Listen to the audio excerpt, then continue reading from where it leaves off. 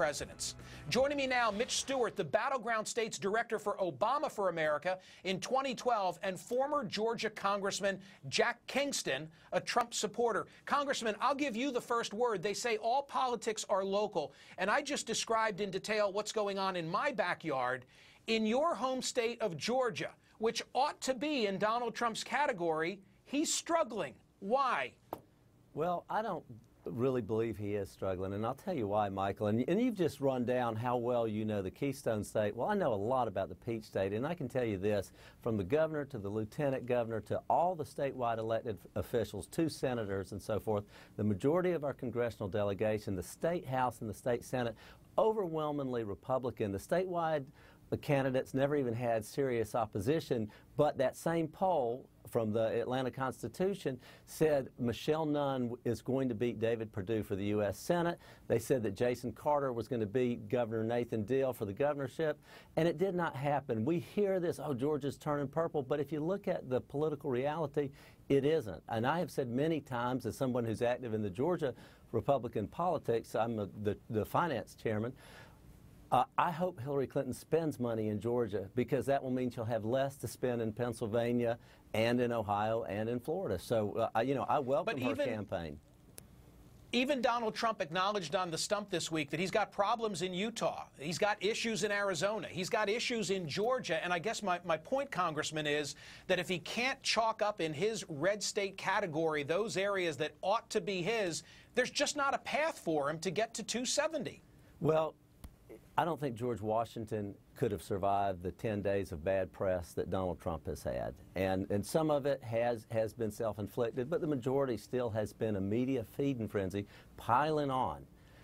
I think as long as we talk about the economy and foreign policy and the corruption of the Clinton Foundation, we're going to win. I mean, the reality is you still have 94 million Americans who are out of work, 43 million on food stamps, medium household income, which has fallen in 18 years from $57,000 to $53,000.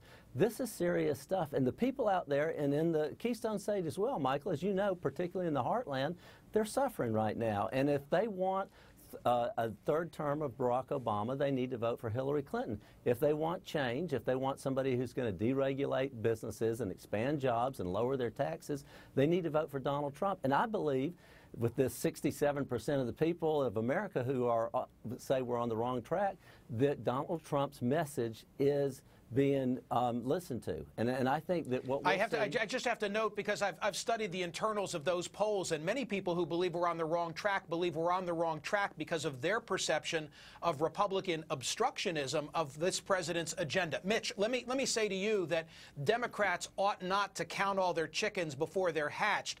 Let me roll a piece of sound from 1988. It was Garrett Utley talking about one Michael Dukakis. Watch this.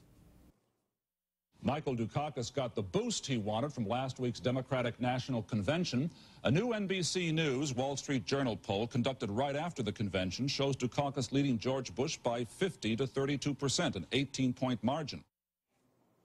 18 points. So, look, we're not at Labor Day yet, and we're all a bunch of political junkies. We love this stuff, but I guess we need to keep in mind that it really doesn't matter until we get beyond that milestone. Well, the one thing I'll say is, if it was one outlier poll in Georgia that had it as a toss-up, I think you would probably disqualify that. But there's another data point that I think is more compelling that does prove that Georgia and Arizona are battleground states this year, and that is the national head-to-head. Barack Obama won the election in 2008 by about 6 percentage points, and Georgia was a targeted state until about 60 days before the election. I was the Virginia Obama state director in 2008, and we had hundreds of staff in Georgia doing massive amounts of voter registration, and the president came up 2 or 3 points short in Georgia in 2008. So if you add 3 or 4 percentage points where Secretary Clinton is right now versus Trump, Georgia all of a sudden does become a toss-up. She's winning by 8 to 10 points nationally. So of course Georgia's a toss-up. Of course Arizona's a toss-up. And instead of looking at 270, Secretary Clinton and her campaign are playing at the 370, 380 electoral range as opposed to 270. I think one thing for all of us, if we want to take a step back, yeah.